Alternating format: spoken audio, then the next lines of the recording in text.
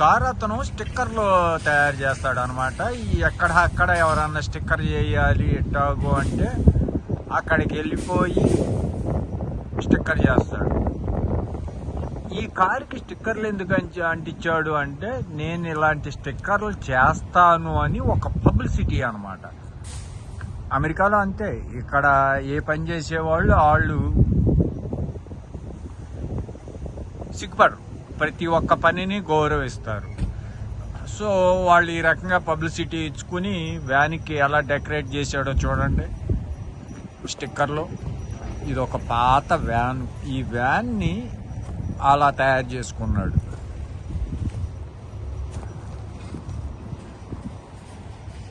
ఎంత బాగుందో చూసారుగా, ఒక పాత వ్యాను. ఆ పాత వ్యానుకి ఇలా స్టిక్కర్లుగా వ్యాన్గా మలుచుకొని, మనకి టెంపో ట్రావెలర్ ఉంటుంది కదా అట్లాంటి వ్యాన్ అనమాట ఇది. సో ఈ వ్యాన్ని ఇలా స్టిక్కర్లు అంటించుకొని నేను స్టిక్కర్ల పని చేస్తాను అని తెలియటం అనమాట. ఇట్లాంటి మరిన్ని వీడియోలు చూపించడానికి మీకు ఎప్పుడూ మీ ముందుంటాను. మీ Vasu, red bus to airbus. Subscribe చేయండి, ప్రోత్సాహం ఉండి. అమెరికాలో ఉన్న అన్ని విషయాలు కొత్తదనం, ప్రతి ఒక్కటి కొత్తదనమే. ఇట్లా మనం ఇండియాలో అలంకరించుకోం కదా, ఇది మనకు కొత్త రకమే కదా. ఇదిగో ఇక్కడ చూడండి,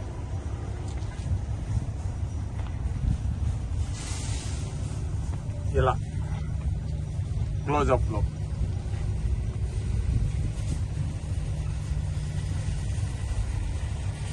ఇలా ఉంటాయి అన్నమాట స్టిక్కర్లు. ఓకే, లోగోసు, స్టిక్కర్లు, company logos, like that. Okay, bye.